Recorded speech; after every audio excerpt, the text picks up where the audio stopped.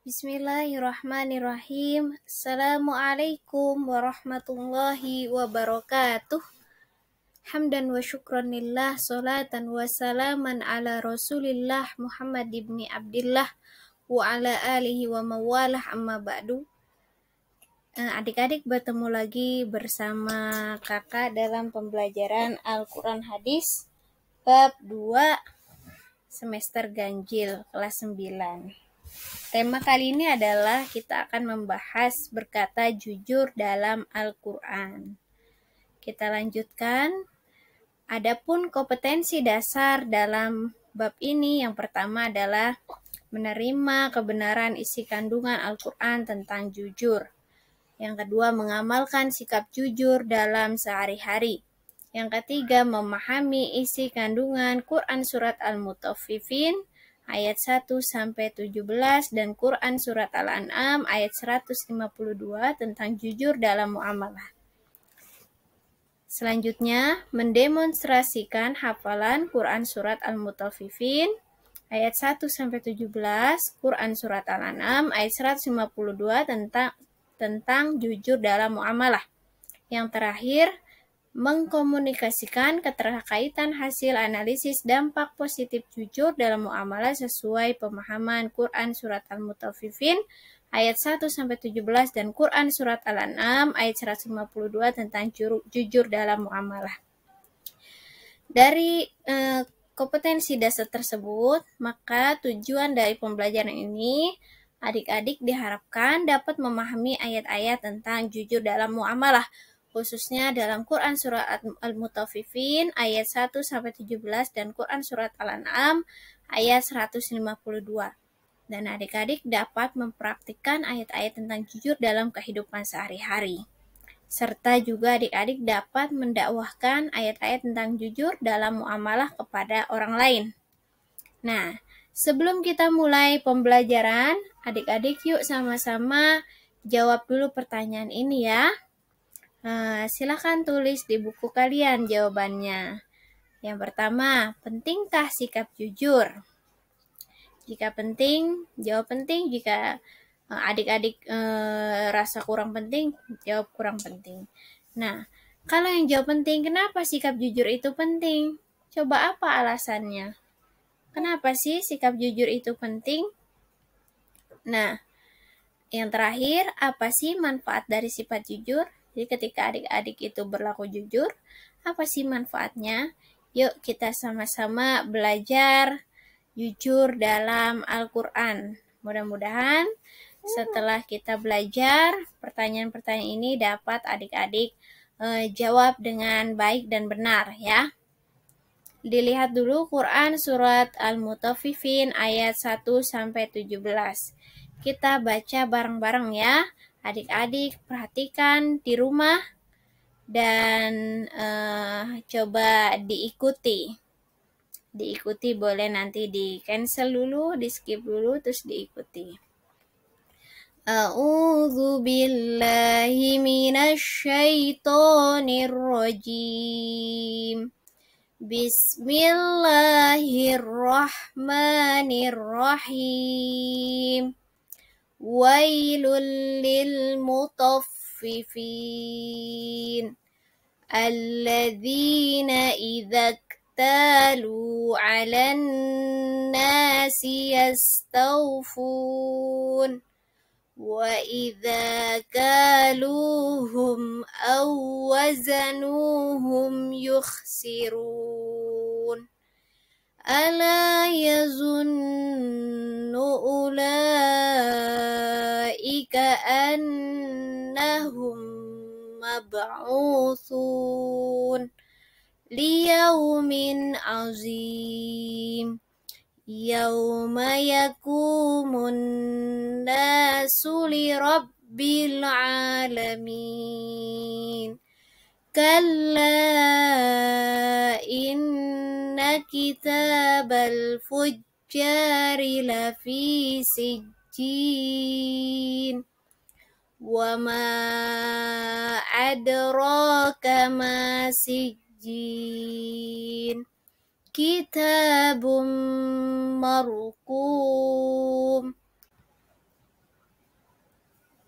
Wailun yawmaidzin lil mukadzibin alladzina yukadzibuna biyaumiddin wa ma yukadzibu bihi illa kullu mu'tadin athim. Idza tutla alaihi ayatuna qala asatirul awwalin kalla bal rana ala qulubihim ma kanu yaksibun. Kalla innahum ar-rabbihim yawma idzin lamahjubun. Summa innahum lasalul jahim. Summa yuqalu hadzal ladzi kuntum bihi tukadzibun. Shadaqallahul azim. Nah, adik-adik nanti di rumah bisa di-pause dulu, diikutin, di-pause setiap wakaf, nanti diikutin lagi ya. Nah, jangan lupa di ayat ke-14 di sini ada kallabal. Nah, ini mana? Kallabal rana ala kulu. Nah, ini kallabal. Di sini ada tanda saktah di sini dalam Al-Qur'an ya. Jadi, saktah itu di sini kallabal. Ketika adik-adik baca kallabal itu berhenti sejenak tapi tidak bernapas. Jadi berhenti sejenak dan tidak mengambil napas di sini. Sekitar 2 harokat. Kallabal rana ala qulubihim ma kanu yaksibun. Jadi berhenti sejenak di bal sini.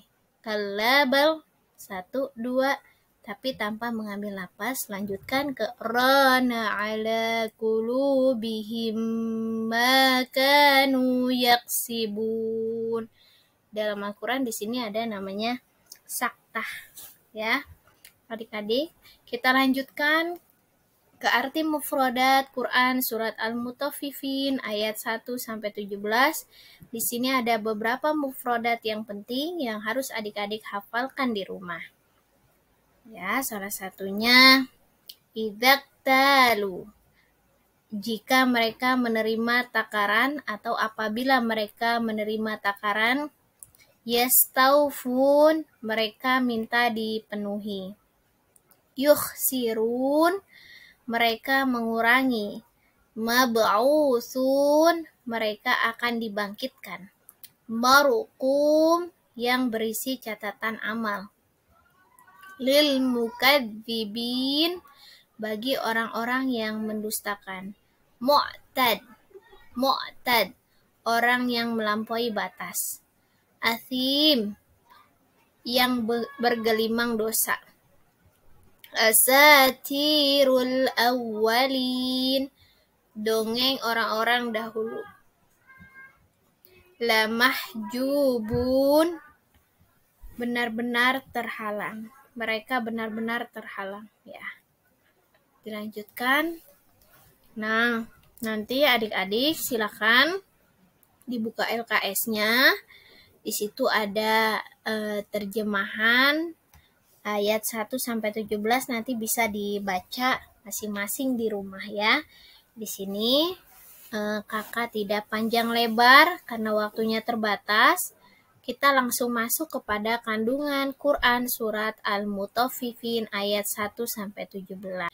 Inti dari kandungan Quran surat Al-Mutaffifin adalah menurut Ibnu Katsir, kalimat at-tafif artinya adalah pengambilan sedikit dari timbangan atau penambahan. Jadi maksud dari semua itu adalah kecurangan dalam timbangan. Jadi surat Al-Mutaffifin ayat 1 sampai 17 ini intinya yang paling terpenting benang merahnya adalah di sini menjelaskan orang-orang yang curang dalam timbangan atau yang tidak jujur. Nah, adapun asbabun nuzul Quran surat Al-Mutaffifin ayat 1-17 dalam riwayat An-Nasa'i dan Ibnu Majah disebutkan bahwa ketika itu Rasul tiba di Madinah. Ketika Rasul tiba di Madinah, terdapat pedagang yang curang dalam jual beli. Baik itu curang dalam menakar dan menimbang atau curang dalam menutupi aib dari barang dagangannya. Suatu ketika Rasul pernah menjulurkan tangannya ke dalam barang yang akan dijual. Ternyata makanan itu basah dan atau makanan itu seperti sudah basi atau busuk. Ditaruh sama pedagang di paling bawah. Sedangkan barang yang bagus-bagus ditaruh di atas. Nah, ketika itu Rasul bertanya, kenapa ditaruh di bawah padahal seharusnya itu dipisahkan antara barang-barang yang cacat atau buah-buah yang cacat dengan buah-buah yang bagus. Harusnya dipisahkan karena kalau ditutupi kecacatan suatu barang dan itu hanya untuk memperoleh keuntungan yang besar, maka itu juga termasuk pedagang yang curang dalam jual beli. Nah, surat ini juga menjelaskan tentang larangan berbuat curang dalam jual beli, karena curang dalam jual beli adalah pelanggaran moral yang besar. Ya, menurut At-Tabari dan Az-Zuhaili, surat ini ditujukan kepada orang-orang yang curang dalam masalah timbangan dan takaran dalam jual beli saja, atau dalam muamalah saja. Sedangkan menurut Sayyid Qutb dan Al-Qurtubi, surat ini ditujukan dalam segala aspek kehidupan. Jadi, tidak hanya curang dalam jual beli atau muamalah. Jangankan dalam curang dalam jual beli dan muamalah, ternyata dalam segala aspek kehidupan kita tidak boleh berlaku curang, karena curang itu berarti lawan dari kita tidak jujur. Bukan hanya jual beli yang dilarang untuk curang, tetapi kalian juga ketika berteman dengan teman, ketika kalian bersosialisasi, ketika kalian membangun kerjasama dengan teman-teman kalian, maka kalian tidak boleh ada yang saling curang, karena curang ini dilarang dalam Quran surat Al-Mutaffifin. Bukan hanya dalam jual beli intinya, tapi juga dalam segala aspek kehidupan kita harus jujur. Nah, sebenarnya apa sih? Kenapa orang itu bisa berlaku curang? Yang pertama, dia bisa berlaku curang karena di dalam hatinya itu terdapat sifat serakah. Yang namanya orang serakah, dia ingin menggeruk keuntungan yang lebih besar. Dia ingin mendapat sesuatu yang lebih banyak. Maka ketika ada sifat serakah dalam hatinya, maka dia bisa atau dia akan berlaku curang terhadap yang lainnya. Yang kedua, dia juga punya kesempatan. Makanya ketika kalian sehari-hari, misalnya kalau kita di pesantren, ini kan kalian santri. Jangan sampai kalian memberikan kesempatan kepada teman kalian untuk berlaku curang. Contohnya, kalian naruh sendal sembarangan. Akhirnya digosok sama teman kalian, dipakai. Nah, itu kenapa teman kalian memakai sendal kalian? Karena ada kesempatan. Maka bagaimana agar kita tidak membuat nanti orang lain berlaku curang, kita juga harus menutup kesempatan itu. Misalnya kalian punya lemarinya ada uang. Jangan sampai lemari itu tidak terkunci ketika kalian meninggalkan lemari tersebut karena ada kegiatan pengajian atau sekolah, yang nantinya kalau lemari itu terbuka begitu saja, berarti kalian membuka kesempatan untuk teman kalian mencuri uang di dalam lemari kalian. Makanya kita juga sebagai seorang manusia harus menutup kesempatan untuk orang berlaku curang.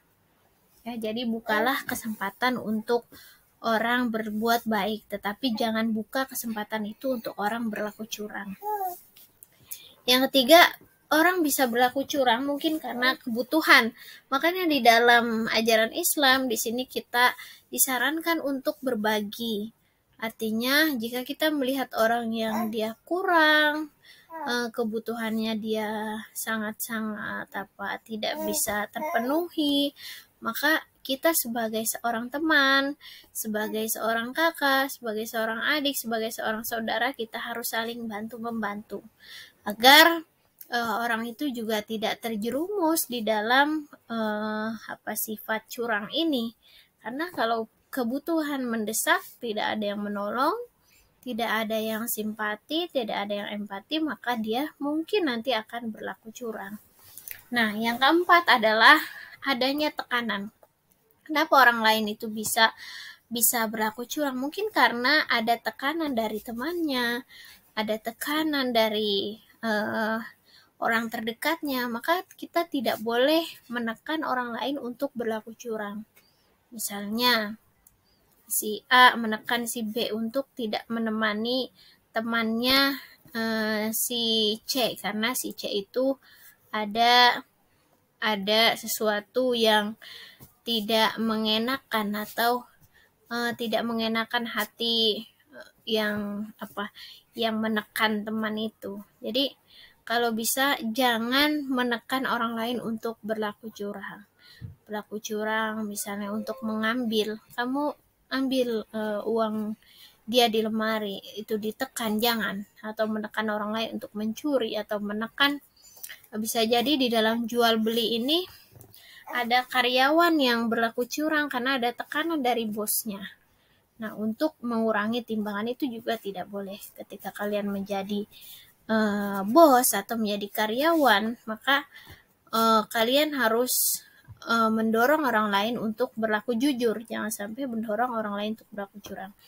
Nah, yang kelima juga karena adanya pengungkapan atau keterbukaan dalam maksiat. Makanya di sini kalau adanya keterbukaan dalam maksiat, maka itu akan menjadi contoh untuk orang lain untuk berbuat maksiat atau berlaku curang. Misalnya si pedagang yang di pasar, si A dia berlaku curang, mengurangi timbangan, lalu dia cerita-cerita, akhirnya teman-teman yang lain di pasar itu satu pasar mengikuti, kita berlaku curang sama-sama, maka itu bahaya. Pengungkapan dalam maksiat itu, keterbukaan dalam maksiat itu sangat bahaya karena takut diikuti oleh orang lain. Maka ini dosanya nanti dosa jariah, artinya dosanya ya terus-terusan, akan terus-terusan karena banyak orang lain yang mengikuti. Nah, yang terakhir juga kenapa dia berlaku curang? Karena dia tidak beriman kepada hari akhir. Akhirnya dia berlaku curang untuk menggeruk keuntungan dan dia tidak percaya bahwa adanya hari akhir, nanti adanya pembalasan. Selanjutnya adalah adanya 5 kecelakaan dan akibatnya. Nah, ini juga masih terkait tentang wailul lil mutaffifin, kecelakaanlah bagi orang-orang yang curang dalam menakar dan menimbang. Ternyata bukan hanya celaka orang yang menakar dan menimbang ini, karena di sini benang merahnya adalah celaka bagi orang yang curang.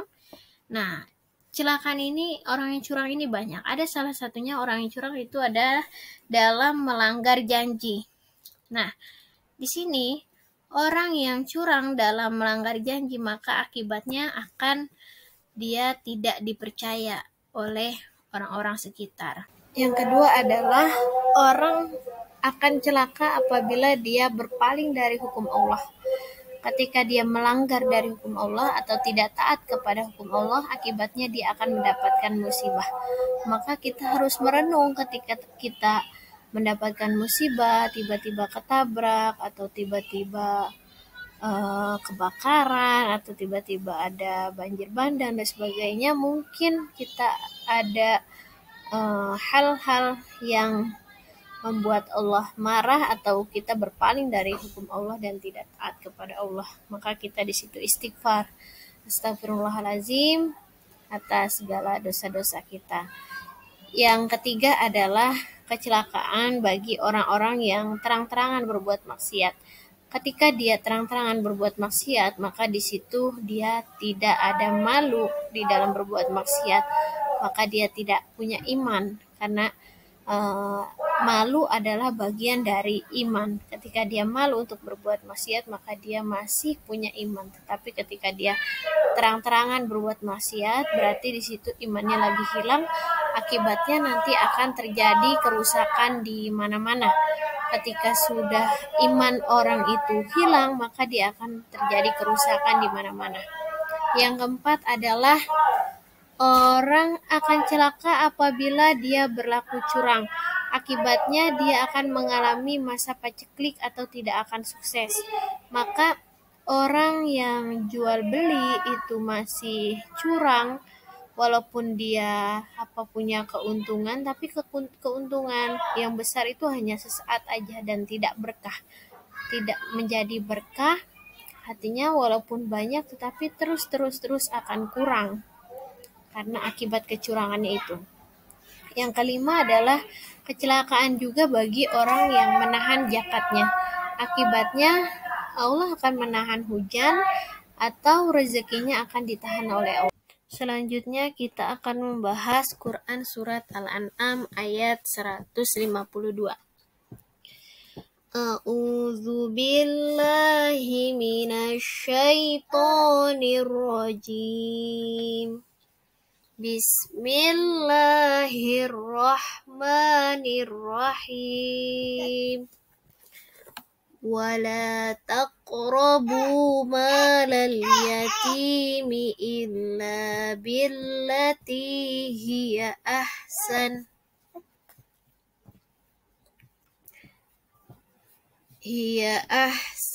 hatta yablugha ashuddah wa awful kaila wal mizana bil qist.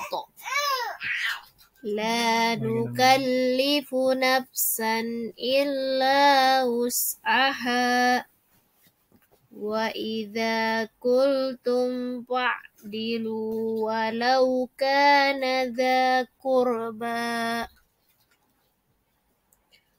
wa bi ahdillahi awfu dzalikum wassaakum bihi la'allakum tadhakkarun.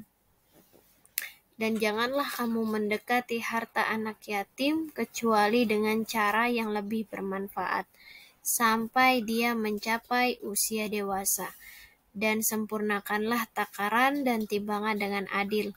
Kami tidak membebani seseorang melainkan menurut kesanggupannya. Apabila kamu berbicara, maka bicaralah sejujurnya sekalipun dia kerabatmu, dan penuhilah janji Allah. Demikianlah dia memerintahkan kepadamu agar kamu ingat. Nah, kita lihat arti mufradat yang pentingnya di dalam Quran Surat Al-An'am ayat 152. Wala taqrabu, dan janganlah kamu mendekati. Malal yatimi, harta anak yatim. Ahsanu, yang lebih bermanfaat. Yablugha ashuddah, sampai dia mencapai usia dewasa. Wa auful kaila, dan sempurnakanlah takaran. Wal mizana, dan timbangan. Bil qist, dengan adil. Fa'dilu, bicaralah sejujurnya. Nah, kandungan surat Al-An'am ayat 152, Ibnu Murdawayh meriwayatkan dari Imam Tabrani, dari Ibrahim ibnu Nailah, dari Ismail ibnu Umar, dari Yusuf ibnu Atiyah, dari Ibnu Aun, dari Nafi, dari Ibnu Umar, yang mengatakan bahwa Rasulullah SAW bersabda, surat Al-An'am ini diturunkan kepadaku sekaligus dan diiringi oleh 70.000 malaikat. Dari mereka terdengar suara gemuruh karena bacaan tasbih dan tahmid. Di dalam Quran Surat Al-An'am 152 ini intinya ada dua perintah. Yang pertama, jangan dekati harta anak yatim kecuali dengan cara yang lebih bermanfaat. Artinya, ketika kalian diamanahi memegang harta anak yatim itu belum dewasa, maka jangan sekali-sekali kita dekati di sini artinya preventif atau pencegahan, jangan sampai kita tergiur hanya karena gara-gara kita mengelola harta anak yatim lalu kita pakai, lalu kita campur adukan sehingga harta anak yatim itu terpakai oleh kita, kecuali dengan cara yang lebih bermanfaat. Artinya kalau memang itu bermanfaat untuk anak yatim tersebut, silahkan dipakai untuk membiayai anak yatim tersebut, misalnya sekolah atau hal-hal yang lebih bermanfaat lainnya, yang menunjang untuk anak yatim itu bertumbuh dan berkembang dengan lebih baik lagi. Nah, yang kedua adalah di sini juga perintah untuk menyempurnakan timbangan. Nah, inti dari kedua surat tersebut adalah sama-sama untuk berlaku jujur dengan membiasakan berkata dan berbuat sesuai dengan kenyataan serta kebenaran tanpa ditambah-tambah atau dikurangi. Nah, jujur dalam hal muamalah dan dalam segala aspek kehidupan. Jadi dalam Quran surat Al-An'am ayat 152 dan Quran surat Al-Mutaffifin di sini bukan hanya jujur dalam hal muamalah saja, tetapi dalam segala aspek kehidupan. Nah, ketika kita menjadi orang jujur, maka banyak manfaat yang dapat kita rasakan. Antara lain Allah mencintai kita, Rasulullah mencintai kita, dan juga orang-orang sekitar. Serta juga kita dapat menjadi orang yang amanah dalam segala hal. Nah, di sini yang terakhir adalah konsep jujur dalam muamalah. Walaupun di sini kita membahas secara spesifiknya adalah jujur dalam muamalah, tetapi juga kita harus jujur dalam semua aspek kehidupan. Nah, di sini kita akan bahas konsep jujur dalam muamalah. Jujur dalam muamalah secara bahasa jujur adalah siddiq, yaitu benar. Jadi bahasa Arabnya siddiq artinya benar. Jujur itu adalah kesesuaian dan kebenaran dari perkataan dan perbuatan yang sesuai dengan kenyataan. Makanya jujur itu harus terdiri dari 3, yaitu siddiq al-qalbi, siddiq jujur dalam hati, siddiq al-amal atau jujur dalam amal, dan juga siddiq al-lisan atau jujur dalam lisan perkataan. Jadi ketiga inilah orang dapat dikatakan jujur apabila ketiga-tiganya sesuai antara hati, perkataan, dan juga perbuatan dengan kenyataannya. Nah, adapun muamalah di sini adalah hubungan manusia dengan manusia yang diatur oleh syariat Islam dalam interaksi sosial seperti ekonomi, sosial, dan politik.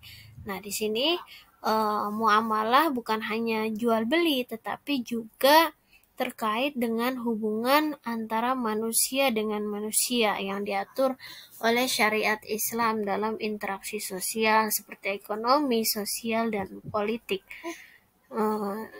Tetapi sebenarnya kita bukan hanya hubungan antara manusia dengan manusia saja yang kita itu harus jujur, tapi dengan Allah pun kita harus jujur, walaupun Allah itu tahu, maha mengetahui di segala hal. Nah, adapun jujur dalam muamalah ini adalah sikap yang mencerminkan kepribadian seseorang muslim sejati. Antara lain dia tidak pernah menipu, tidak pernah memalsukan, dan berkhidmat kepada siapapun termasuk kepada non-muslim. Dalam melakukan jual beli dia tidak juga melakukan kecurangan. Nah, orang yang jujur itu indikatornya apa sih? Yang pertama, dia berkata benar meski orang lain tidak setuju. Yang kedua, sesuai antara pikiran, perkataan, dan perbuatan. Yang ketiga, dia memberikan kesaksian dengan adil atau dengan sebenar-benarnya. Yang keempat, mempercayai dan membenarkan ajaran Allah dan Rasul-Nya. Yang kelima, taat kepada perintah dan larangan Allah, dan dia menepati janji serta amanah. Itu adalah indikator dari orang-orang yang jujur atau indikator dari orang yang punya sifat jujur.